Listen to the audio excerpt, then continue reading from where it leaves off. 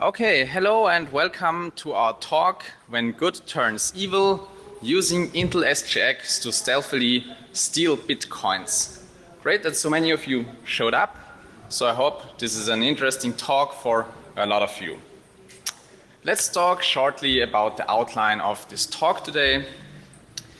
You all know bitcoins, and then you have these wallets there that you need to store your bitcoins, and then you have your private key in your Bitcoin wallet that you have to protect at all costs, so no one should have your private key that you use for your Bitcoin wallet. Otherwise, anybody could use your private key to make transactions with your money, literally stealing your money, which would be really bad. So you really want to protect your Bitcoin wallet. And then you have this nice hardware feature by Intel, it's called Intel SGX, that allows you to run applications in a secure enclave and hardware, so it's hardware supported isolation. It allows you to run programs, store data, and make it completely secure so that no one can get access to your code, to your data. Everything is encrypted. It's enforced by the CPU. So what's better than using that, combining that with your Bitcoin wallet? So implementing your Bitcoin wallet inside Intel SGX, this secure enclave, which protects your private key by encrypting the memory, by not allowing any other application or operating system to access the data, to access your private key. So that sounds like something we might want to do, right? True. So we have this nice technology, but as an attacker, why not use this technology as well? We can also use SGX to hide ourselves from the operating systems, any antivirus software, because no one can look what we are doing. And maybe as an attacker, we can also attack other enclaves running inside SGX. If we can do so, we can steal the bitcoins and you're doomed again. Okay, so that was the outline. To our persons, my name is Michael Schwartz. I'm a PhD student at Graz University of Technology in Austria. I'm working on side channel attacks, on microarchitectural attacks. So all the attacks that exploit some side effects, we only do that in software. So we work on software-based side channel attacks to exfiltrate secrets anywhere, typically using the cache or the branch predictor or the DRAM. You can reach me on Twitter. It's my Twitter handle there. You can write me an email if you have questions, if you want to get in contact. We will also be here for the rest of the conference, so you can just come to us and talk to us if you're interested in that stuff. And my name is Moritz Lipp. I'm also a PhD student at Graz University of Technology. I also focus on side channel attacks. You can also contact me on Twitter or via email or just talk to us later on. But we were not the only one working on those subjects. So our research team consists of Daniel Cruz, Clementine Maries, Samuel Weiser, Thomas Schuster and Stefan Mangard, also from Graz University of Technology, and Anders Fogg, who is working at G-Data Advanced Analytics. So let's dive back into our topic. How does SGX work? Exactly. So we have seen there is some hardware support for running things securely. So, but how does that actually work? So I guess not all of you have heard about SGX and how that really works. So I'll give a brief introduction to SGX. And if we're talking about applications, we usually have one application with the secrets in there and all the code. And with the SGX model, we split our application. So we split it into an untrusted part where we don't have any secrets or anything critically stored. And this untrusted part is responsible to create this enclave. And this enclave is the trusted part of our application then, containing all the secrets, all the code that should not be attackable. And everything is stored in there. It's encrypted in a DRAM. And if we want to call any function inside the secure enclave, we have to go through a call gate. It's similar to how untrusted applications interact with the operating system. They use syscalls there. Here we have a call gate with O calls and E calls, and we call into this call gate and it gets dispatched to the correct trusted function we want to call. This trusted function does all the computation with the secrets in there, and then if it's done, returns, and in the untrusted part we just get the result of this operation, which was done in the trusted part. And then we can continue our whole computation in the untrusted part with the secretly computed secret of the trusted part.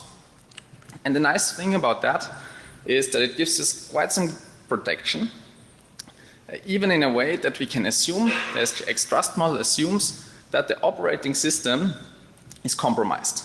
So the operating system is evil, we have a virus, for example, and tries to get the secrets out of the enclave. And we can't do that, so there's no access from the operating system to the enclave. We are protected against certain hardware attacks, such as sniffing on a DRAM bus or doing a cold boot attack, because the DRAM is encrypted and we can't see anything that's going on in there. In fact, the operating system sees everything that's executed in there just as one single function call, cannot intercept anything there, doesn't see anything. So quite a good protection. That's why people decided, okay, let's use that feature of our Intel CPU to implement Bitcoin wallets in there. For example, there's this Ledger SGX enclave for blockchain applications. We have a BitBay Kobe Bitcoin wallet that's implemented in Intel SGX. There's even a payment channel called T-Chain that's using SGX as a trusted third party. And we took one of the snippets out of the paper there, and the T-Chain paper, the authors assume that the trusted execution environment guarantees to hold and do not consider that they all hold and they do not consider side channels. So side channel attacks are out of scope for their trust model. And we might see that this is not something you want to have, that you consider side channels out of scope. Okay, but we need something for blockchain bitcoins, right? Yes, so before we see that side channels are not a good idea to make them out of scope, we need to think, what are we going to put into our SGX enclave? So of course we are going to put the crypto there because we have our private key which we want to protect. And what we want to do, we want to sign our transactions so that no one else can take our money and just spend it. That's why we have those signatures, for instance, like an Rsa signature. And it works as following. We have a simple exponentiation with our private key, which we want to protect. And if you want to implement that, you use square and multiply, for instance. And the nice thing is that when the key bit is 1, you use square and multiply, and if it's a 0, you just use square. So the implementation is quite forward. And you do this for every bit in your key. And as you can see, the multiply operation corresponds with the 1 in the key.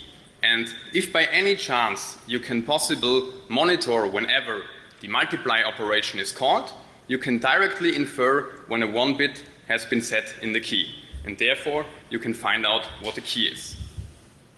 So you do this for every bit. But with Bitcoins, we use elliptic curves. So we use ECDSA to sign our transactions. And it's quite similar, but we use point multiplication instead of the RSA exponentiation.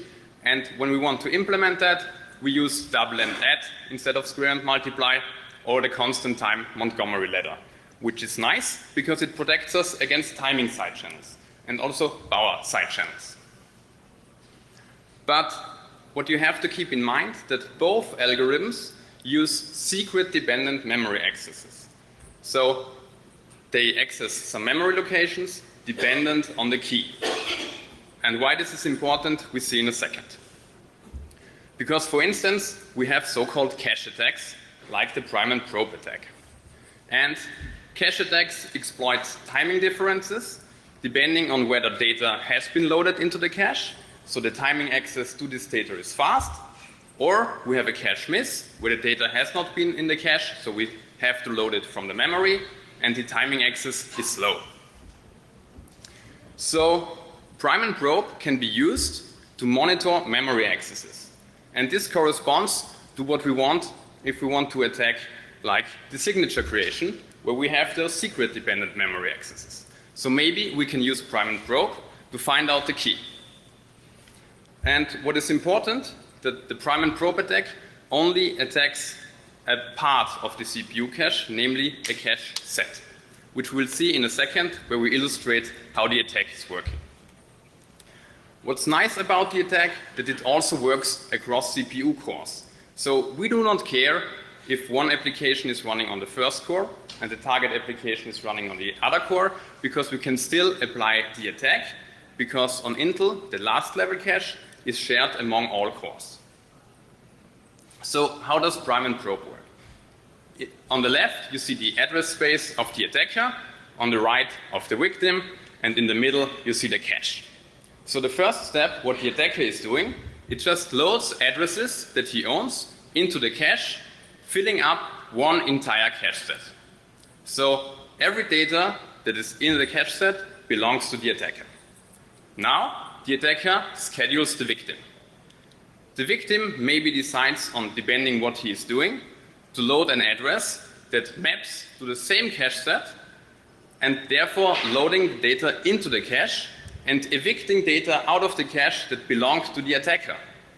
And in that case, this happens 2 times. So the cache set is not filled anymore with data belonging to the attacker, but also data belonging to the victim. What the attacker now can do, he can probe if his own data is still in the cache by just measuring how long it takes to access those addresses.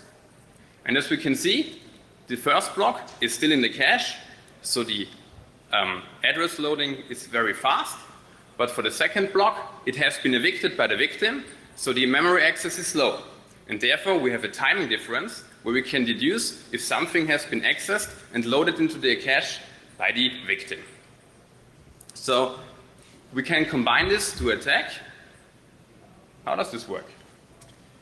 Okay, so we have this algorithm with secret dependent memory accesses, and then we have an attack that detects memory accesses. So we want to combine that somehow. We have our victim that, as said before, uses SGX to protect the private key and all the signature. We of course need some API to interact with this secure enclave. So our wallet API there. And on the other side, we have the attacker. And the attacker wants to also leverage Intel SGX to stay stealthy, because it's also the attacker can use SGX to get protection from anything else, so that no antivirus can detect or stop it. That's why we want to implement our key extractor within the SGX enclave and just have a benign loader that does nothing else than create the enclave and call the attack function, which is inside the SGX enclave.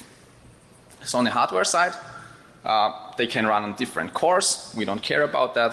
They have their own L1, L2 cache, but they have their shared last level cache, which makes it perfectly applicable to mount a prime and probe attack there, because we have this shared cache and we can mount it what you told us. You really want to mount a prime and probe attack in SGX? Yes. That's not that easy. Huh. Not at all. Because first you want to measure if something has been loaded into the cache or not. So you need a really high precision timer, like RDDSC. But inside SGX you don't have that timer, so you cannot measure with a high precision. In addition, you do not have any syscalls that you could use, for instance, for the perf event interface on Linux, where you could also get a high precision timer. You don't have syscalls at all. How do you want to do that? Also, you do not have any shared memory. You do not have any information about physical addresses that you need to build up the eviction set, because it's not that straightforward to just fill the cache. You also do not have any large pages that you could use to get some information about the physical addresses. You have nothing of that. Oh, okay, let's start simple. Okay, if I don't have access to the high precision timer, I'll just build my own timer. How do you want to build a timer? Oh, I mean, the timing resolution must be in the order of cycles, so very, very precise. How do you want to do that? I mean, that's simple. You learn programming, right? I just start a thread, and this thread continuously increments a global variable, and that does it all the time, does nothing else. And then I can use this global variable as my timestamp, because I don't need any wall clock. For me, it's sufficient to measure timing differences, so it's totally fine if this does not correspond to any seconds or something. I just need something that counts monotonically. Okay, and this should work. Let me try that out. So for RDDSC, we have one increment per cycle, which is very nice. So I implement your idea with a loop, and actually, that's not that bad. It's roughly 5 cycles that it takes to increment once. So maybe we can already use that, Yeah, but it's not even close to RDTSC. But I know assembly. I can do it better than my compiler. See, it's a lot better. Yeah, that's not much better. Okay, I get it. But I have a really cool idea. Instead of incrementing this memory location, which has to fetch it from the memory, then increment it, put it back to the memory, I do something else. I use a register, increment the register all the time, and then just move the register only to the memory, so that I don't have to read from the memory. And this should be faster? Look at that. Whoa. It's even more precise than the hardware-provided timer by Intel. So it's really cool. We have solved that problem, right? Yeah, apparently. So you can use that. We have a timer. But that's only one out of many problems that you have to solve. Because, as I said, the cache set is determined by some bits of the physical address, and you have no information about that. So, without any knowledge, you cannot build an eviction set, regardless if you have a timer or not. That's a good point, actually. But I remember something. There was this DRAM side channel attack by Pestle et al. In 2016. And they reverse engineered how memory actually maps to the physically DRAM, the DIMM in there. And what they found is that we have timing differences depending on where exactly the memory is in the DRAM. And now we have a timer. Because if you look at the DRAM in detail, it's divided into borders. And every time we get a row border, we know exactly, that's aligned with our pages, that the 18 least significant bits are 0. So that's of the physical address. So we get at least parts of the physical address, which are sufficient because we only need 16 bits of the physical address. Can you show that in more detail? If we can find the row border, that's fine. And if we now look at a physical page, a 4 kilobyte page, that's really divided into different rows in the DRAM. So we have the rows on the right side. They're in different banks and groups and channels. And that's really divided into, so every part of a 4 kilobyte page maps to different rows in the DRAM. And that depends on how much DRAM you have and on the microarchitecture of the CPU, but we know it for most of them. So we can do a nice trick. We choose 2 addresses, and we choose it with a certain distance so that they both fall in different rows of the DRAM. We know the row size, so that's not too hard.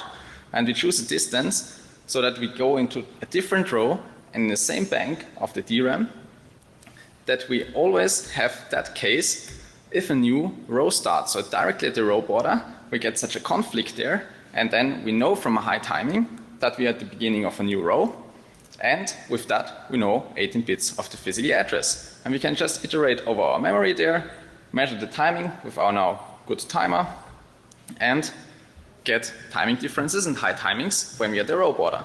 And I tried that, and you can see it actually works. So we have these timing peaks here where a new row starts, and at this address I know the physical address.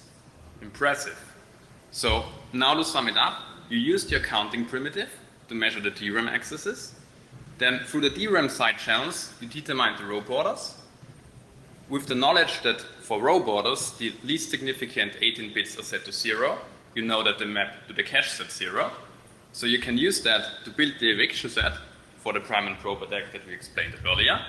And then you can just mount the prime and probe attack on the buffer containing the multiplier, monitoring whenever a key bit is set to 1, otherwise to 0, and therefore you can get the private key. Exactly. See? Really easy. Yeah, sounds nice in theory, but does this really work? Let's look at the results. So we actually did that for a 4096-bit RSA private key with an embed TLS running in an enclave and attacking that from a different enclave. And see, there's the key. Yeah. Easy to see, right? I see noise. Okay. Dots. Where's the key? Maybe we should add some simple pre-processing. Simple moving average over that gives us already some spikes there. And if we look closely at them, they really correspond to the key bits of the private key. So we can see a spike there corresponds to a 1. And if we don't have a spike, then it's a 0. The zeros are faster to calculate because we don't have so many operations, so they are not, so they are a bit smaller than the ones, but that's just simple matching the ones and the zeros in there. So we can actually extract the private key from the enclave. You're using the prime and probe attack, right? Yes. So you have many cache hits, many cache misses.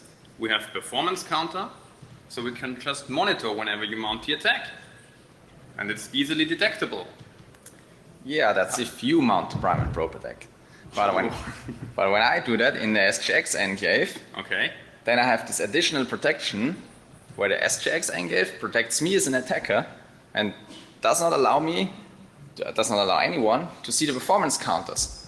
So if I look at the performance counters showing me the cache hits and misses, and I do that inside SGX, I can't see anything. And the small bars here are just the noise outside the enclave by calling the functions there and the loader application, the API. So perfectly hidden. Sounds bad. Can we do anything against that? Of course. So we can of course fix that on a source level. We have this cache attack that attack our code, and if we can change the code, then we can also fix stuff there. So what we should do, what we should have done for years now, sad thing is, doesn't happen that often, is that we have to use side channel resistant crypto implementations. So we have such implementations. We can do things for RSA, for example, with exponent blinding.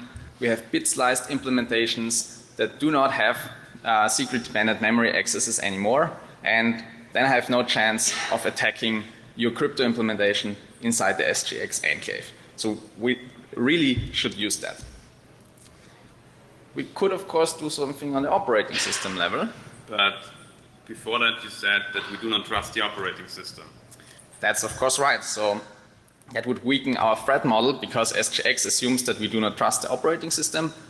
Still, we could add some countermeasures to the operating system, like giving them an API to inspect the code or enable certain performance counters for last level cache hits and misses, so the operating system can at least detect that something is going on, not exactly what, but that something is odd.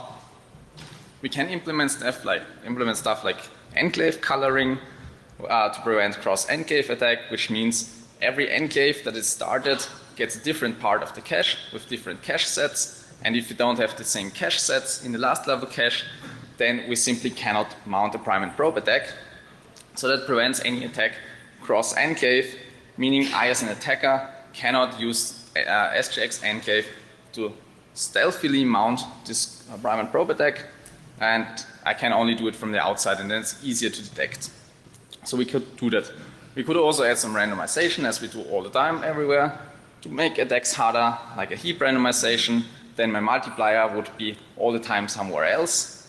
That doesn't solve anything, but it makes it harder for an attacker because it's not that predictable where he has to attack, and it makes attacks a lot harder. But sure, that weakens the trust model. So finally, we should get rid of that in hardware. So we can't do that. Intel has to do that. Intel could add things to SGX. For example, there's already this cache allocation technology that participates the cache so that different applications cannot influence each other in the cache. And that could be combined with SGX so that if we enter an enclave, it automatically partitions the cache, and every enclave gets a different part, and no application can access this part of the last level cache because it's only for the enclave, and then the enclave is completely isolated in the cache and no one can mount a prime and probe attack on the cache. Right now, that's only controllable by the operating system, but that could be combined with SGX in hardware. We could also have some form of secure memory element, like providing a small memory element that's not shared, that's never cacheable, just for certain operations inside the enclave, like signing operations, encryption operations, so that it's not shared with the insecure world, and then we cannot attack that because we don't have access to them. That must be of course also mutually exclusive to one enclave, otherwise we again get these cross-enclave attacks. So that are some of the things we could do to prevent such attacks to not lose our Bitcoin private key. True, so you cannot steal my Bitcoins anymore. But we have another nice attack that we want to show you, where we exploit non-side-channel bugs, but we utilize side-channel attacks to actually exploit them. So imagine a scenario where we now have side-channel resistant crypto, so you cannot attack it anymore, you cannot steal my Bitcoins anymore, which is nice for me, because they are mine. And we put everything inside the enclave. And as you said, we do not have any source code. The binary is encrypted from the enclave, so we cannot inspect it from the outside. So it's basically a black box that has an API that we can talk to. And that's it. And for instance, what you could do in that scenario would be a simple DRM video player. Because if you buy a video, you should only be able to watch it like once or twice or in a certain time period, because otherwise you have to pay another time, so I can earn more money if you want to watch my video. Which is a classical digital rights management scenario, where SGX is also useful to implement things like that. So we have an encrypted video file with a signed header, so you cannot tamper the file. The header contains a validity period, which states when you are allowed to watch the file. So you can only watch it for 1 week, for instance, after you bought it. And the video player checks whether the current time is within this period, otherwise it would not allow you to play it, and also if the signature is valid, because if you have modified the file, it would also not play the video. So we have a nice, secure DRM video player. It will play the file even using Intel's protected audio and video path, so you cannot just record the video and then watch it again because you just use the screen recorder. You cannot use that because of that technology. Yeah, but I really do not like DRM. So, yeah, now I stole your Bitcoins that you thought you protected, and I want to keep my stolen Bitcoin. So I don't want to pay for the same movie over and over if I want to watch it again. So I really don't like your DRM player and scheme. So I want to break that. Yeah, okay. So this time it won't be a cash attack on crypto. Yes, so, it's resistant crypto in there. Yeah. So let's take a look at our code. We have a simple function which gets the DRM file as a parameter, which is our protected video. And then the first thing that we do, we check the signature. So whenever you tamper with the file, we detect that, we return, and you are not able to watch the video, because this is what we want. The second check that we do is we check if the file has expired in the meantime. So we get a secure timestamp, and when it's 1 week after you bought it, you are not allowed to watch it anymore. So we have a second sanity check, which is working, and we detect that. And in the end, if everything is fine, if you bought for it, if you haven't tampered the video file, you can actually watch it. So this is what we wanted to do in the first place. But although the code looks correct, right? No, I haven't seen any bug in there, so that. But there's still a problem in there. Because SGX enclaves can access non-enclave memory, because this is convenient.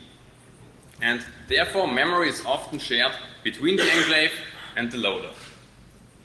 And this can create race conditions. Do you have any idea why this could be a problem? Oh, now I see. There's a problem with our code, because now we also have multi-threading, right? We can run things in parallel. So if we go back at the code, I see we have this DRM file, which is then a shared memory object, because we don't want to copy everything in there. We just provide the pointer, as we see, and there's a shared memory object. And then we access the shared memory to check the signature, and afterwards we access again to check whether it's still valid. But in the meantime, I could in parallel change the headers and make it valid. So the signature check was okay, and then I changed the headers, and then the signature is never checked again, and the validity period, is then fetched afterwards. We have a time of check to time of use bug. We check something before then and we use it afterwards, and we expect it not to change in the meantime. So after the signature check, we can do anything with the header that we want to do. And this allows us to set an arbitrary validity period, because we can just change that in the header, which is only signed. And because we access the memory twice, we fetch something twice from the memory, we also call those bugs double fetch bugs, because we fetch it twice the same data from the memory. But we cheated, right? I mean, if we have the code, it's really easy to see.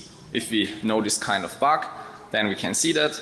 So that's really cheating, because you said we don't have the code, we don't have the binary, so we cannot analyze it for such bugs. So that's still like security by obscurity, right? It's kind of fine. I get what you're saying, but you're not entirely correct. Because as we've seen, memory accesses are visible in the cache. So also, if you run your code, it will access memory, of course, and those accesses can be visible in the cache. So what we can do, we can again use a cache attack to observe those memory accesses and therefore detect if a double fetch bug has occurred or not.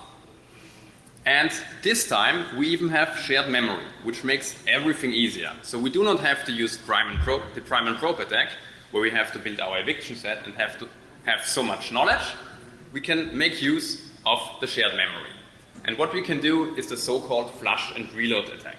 So we constantly flush the address that you are changing from the cache using the clflush instruction, which is an unprivileged x86 instruction, which just removes one address from the cache. So it won't be in the cache the next time someone accesses it. Then we just schedule the victim. The victim may access the address, loading the data back into the cache, or just do not access the data. Then it won't be in the cache. And the next time we measure the access time, we can indeed distinguish if the data has been loaded to the cache or not, and therefore if the victim also has accessed the data. So if the access is fast, the victim has accessed the data, we can see this in our trace, and we know if it has been accessed a second time that we have a double fetch bug. So if we look at a simple plot from such an experiment, it's easily visible the point of time where the victim process has accessed the data. In the scenario of our video player, where the data has been accessed twice, we can also see that in the trace. So we have those two distinct spikes telling us that the video player has accessed the data twice and that this might be a problem. So we see the first access and the second access. So cache attacks also allows us to dynamically detect double fetch bugs in black boxes. So for instance, in an SGX enclave or in a trust zone trustlet, where we do not have the code, where the binary is encrypted, and where we just can use this solution to detect a double fetch bug. So how reliable is that? Yeah, the thing is, the further apart those memory accesses are, the higher the probability, of course, because our attack code also needs to execute some instructions. And the minimum time that we've measured is around 600 cycles that those memory accesses need to be apart so that we can detect that using the flush and reload sidechain. So I'm not good in cycles as a unit, so can you give me an estimate? How long is 600 cycles? It's only a few memory accesses, so that's not a lot. Okay, so one memory access is like 200 cycles. So exactly, so about 3 memory accesses.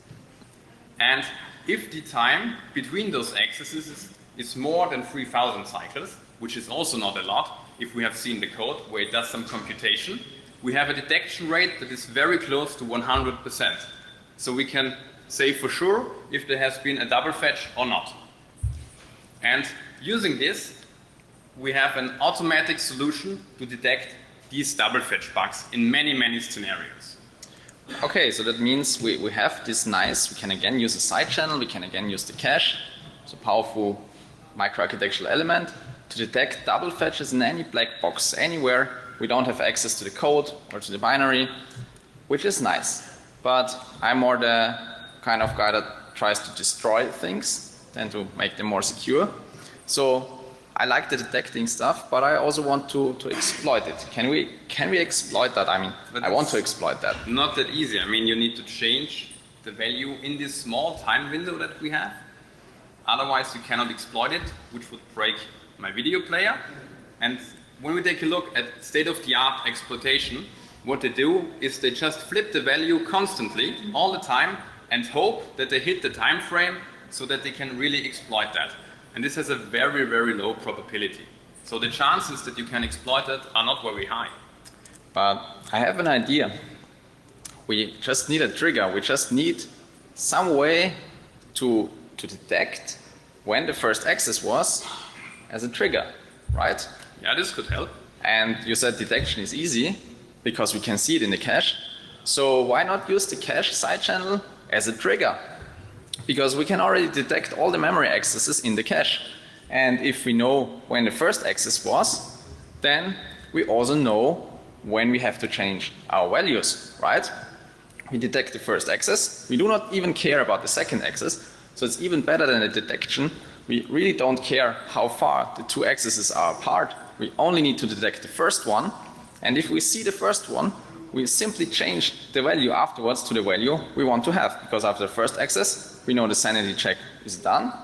And we can change our value to something we want to have in there. And if we look at that in the trace, so we see the detection and we have the first access. And then we have this time window until the second access, but we perfectly get a trigger signal on the first access. So we just modify the value in there, gives us enough time to do that and set it to any value we want to have, any validity period. And then on the second access of your DRM player, it already works with the wrong value, the value I have provided. So this again sounds really nice in theory. I actually brought the video player with me, so can you really exploit that? I hope so. So let's look at that. Oh. Well, so I have the video player code in here, and I already prepared the attack code because I don't have that much time here, and I just comment that in. And what we see here is that we have this enclave call to play the file. And we want to attack this header field, this valid 2. And we just want to set it to a different valid 2 period afterwards. So first you maybe need to show. Yep, let me show. If the player is working as expected when you're not running the attack. Yes, first let me show that the player does something. I just have a... So, let's first start the player with something. That's good. Okay. Start the player with some demo video. And it says, okay, I can watch this until 2020. So you bought it? I bought it, yeah. And oh no, it's on the wrong screen. And I can actually see some video playing. Okay, that's fine. So the player is actually working. And then I have one video report that I wanted to watch. It's a movie. Oh no, the file has expired. Wow. So I didn't pay for it. Okay, but I still want to watch it. So I comment in my attack code. So until when should we make it playable? Any favorite year in the audience that's in the future? You can say anything? Okay. 3000. I hope the C library accepts data.file in the future. Okay, then it should be valid until the year 3000. Then what we simply do, I start my attack function that creates another thread, does the multi-threading part. In this thread I have the flush and reload that acts as the trigger. And if it finds the first access, then it changes the value to the one that we want to have. So let's rebuild the player. We don't change anything in the enclave. We don't have access to enclave, just the functions outside. And then I want to play the movie. So and it's the wrong screen. Wrong screen. you clicked on it. And it says valid until January 3000. So we have a long time to watch this movie. And we can say play. And we can actually watch this movie. And we have defeated this DRM protection that you have implemented there. Oh, so no. this actually works really reliable with the double fetch detection and then exploitation here and we have this video running, which we should not be able to view. So, it does work, what we proposed. Perfect. True. So how can we prevent that? Because we do not want to end with my broken video player. So double fetches itself are not bad, because sometimes they are necessary. Sometimes you need to code it in a way that you have double fetches. The only problem that you have is when you change the value, and this leads to an actually exploit where you can do something, like with the video player, where you then are allowed to watch the video even if you would have not been otherwise. So we have a problem there. And nowadays we even have frameworks that allow us to exploit such race conditions in a very, very good way. And with the cache trigger that we've just seen, they also get very reliable. So as we've seen in the demo, it worked right away. So, but I have an idea how we could fix that. Okay. So the problem was, I mean, we have this time in between to change the value, but we can just ensure that both the fetches, so we leave the double fetches in there, we just ensure that both accesses are atomic, so they appear as one. I mean, you have so many instructions in between. Yeah, I know that. How can this be atomic? Maybe that does not work on the CPU architectures we have right now, because yeah, of course we can only do that some certain things in parallel. We can't make them exactly at the same time, so they cannot be really atomic. But maybe it's enough if they look atomic. So from an attacker's perspective, so they're not atomic, of course not. So we have to fetch once, do something, fetch again. So that cannot be one operation. We just can't do that in our CPU architecture. But we want to make them look atomic, so that even though they are not atomic, the attacker thinks they're atomic, because the attacker cannot see any time window in between. The attacker only sees one operation. Actually, the idea is very good. And as you maybe know, we have such mechanisms already in modern Intel CPUs. We have Intel TSX, which provides exactly this functionality, that accesses appear to be atomic in hardware. And the idea is that Intel TSX is an implementation of hardware transactional memory that you might know from databases. So we ensure that multiple reads and writes are atomic, and we just wrap all those operations that we want to be appearing atomic in one transaction. And if something conflicts, we just roll back to the previous state, so nothing has actually changed. We can detect that, and therefore, if no conflict has occurred, everything is fine, everything appeared atomic, and we're good. And by coincidence, this is implemented using the cache. So how does this work? We have the cache in the middle again. On the left, our thread 0, on the right, thread 1. And thread 0 uses xBegin to begin such a transaction. Then it will execute some instructions and end the transaction with xend. If this completes, everything is fine.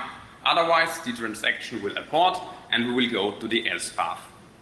So thread 0 reads some data. Therefore, we have a read set, and also thread 1 reads the same data. No values have changed, so everything is still fine.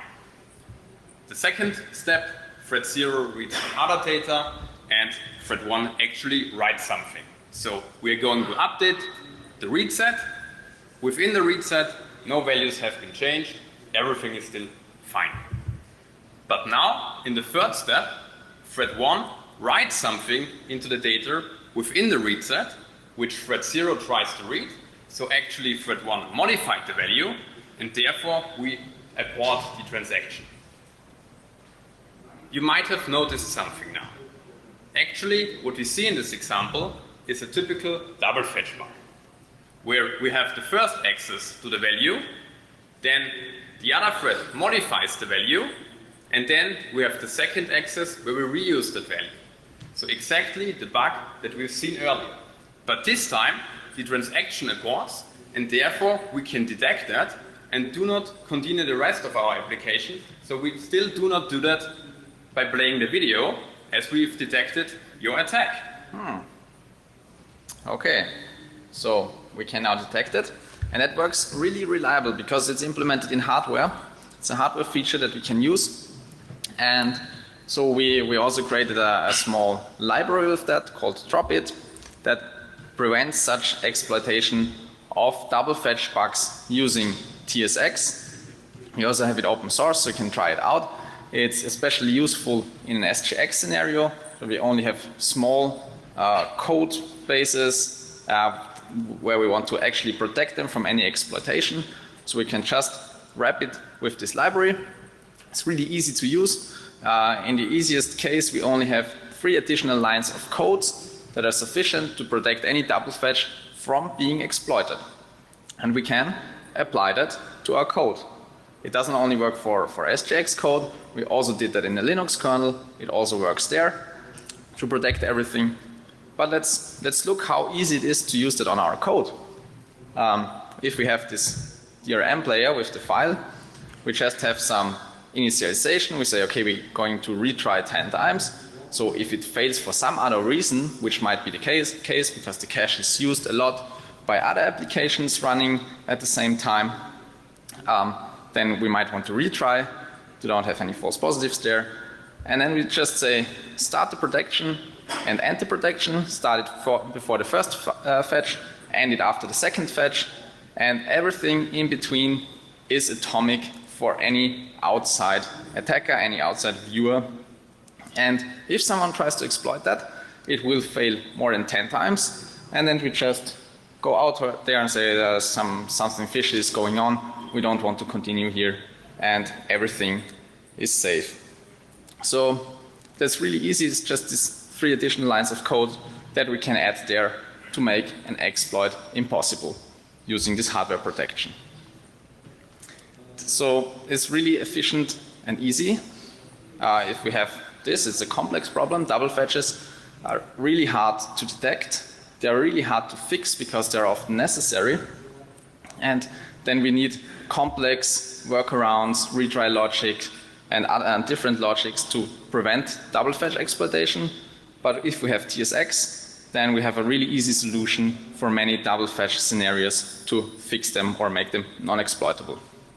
It's also fast. It's implemented in hardware. It's better than any software lock workaround version. So if you use traditional locking, traditional TSX is approximately 18% faster than traditional locking. So even gives you better performance and better protection. Of course, one of the critics here is it's limited to CPUs, to Intel CPUs and to new Intel CPUs that have that feature, because not all of them have. But many CPUs that have the SGX extension also have the TSX extension, so we can secure most of our enclaves with the TSX feature, which is really cool, makes it easy to protect that bug from being exploited. So in the beginning, you stole my bitcoins, but we fixed that. Then you broke my video player, but we also fixed that. So what did we learn today? What we learned, the main takeaways, side channels can cost you money. Does not matter whether I directly steal your bitcoins or if I do not pay you for watching the video, or for whatever reason, side channels are something you should consider in your threat model. They are nowadays not that hard to mount. We have many side channels, so they can really cost you money because an attacker can use them. So it's really important that you do not consider side channels out of scope, as we've also seen in the beginning of this year.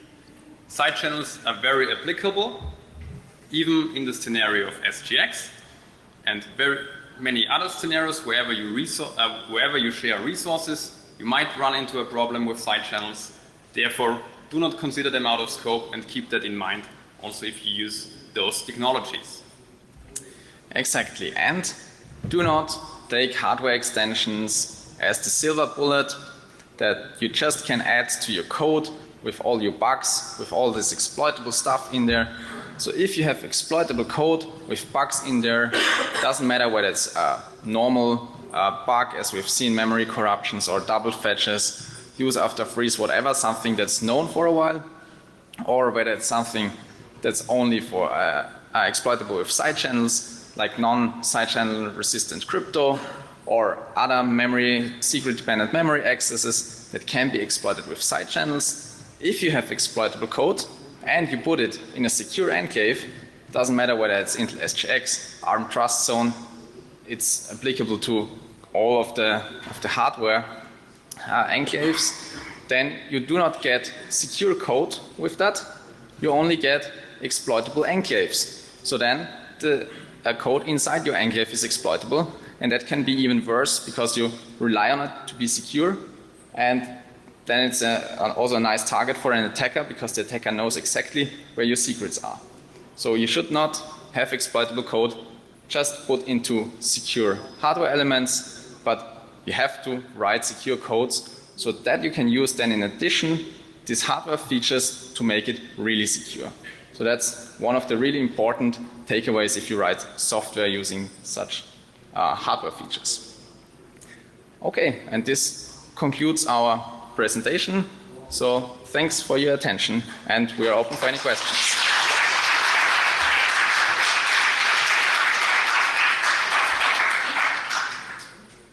Yes? I have two quick questions. First one is that the SX solution at the end is only prevent the exploit, right? Yes. It doesn't pass the side channel leakage. Exactly. So the side channel leakage is still there. So for the first attack, if you mount a side channel attack, for example on crypto, that cannot be prevented with this library. But there is a paper from last year, Using Security, where a team of researchers found a solution to also use Intel TSX to prevent side channel leakage because it's implemented in the cache. So you can also see if someone does a cache attack with that and evict something from the cache, then that can be detected with Intel TSX because your read set is destroyed or your write set and it aborts. So the operation aborts before any leakage occurs. So you can also use it against cache attacks. So the second part is the first attack on Bitcoin. How easy it is to launch from outside the enclave? So from outside the enclave, it's a bit. Yes, from outside the enclave, it's even easier to do because you have all the features. You can get physical addresses because in this attack model you have root privileges. So you get physical addresses. You can easily build your eviction sets for prime and probe. You can also tamper with the scheduling of the enclaves. So you can, there's for example the SGX step framework that allows you to only let the enclave execute a few instructions, then interrupt it, then attack again the cache. So it basically slows down the enclave extremely, which makes it a lot easier to exploit these attacks from the outside. So if you are not in the enclave, it's a lot easier. But you're also visible to the operating system. So you cannot hide within the enclave, as we've seen with the performance count. Yeah, there are detection mechanisms presented in 2015 or 16, Black Hat, that use the performance counter to detect ongoing cache attacks, and then you could stop them. So if there are any more questions, but if you're still interested, you can check out the white paper, which has much more detailed information in there. Otherwise, you can talk to us later on, and thank you again.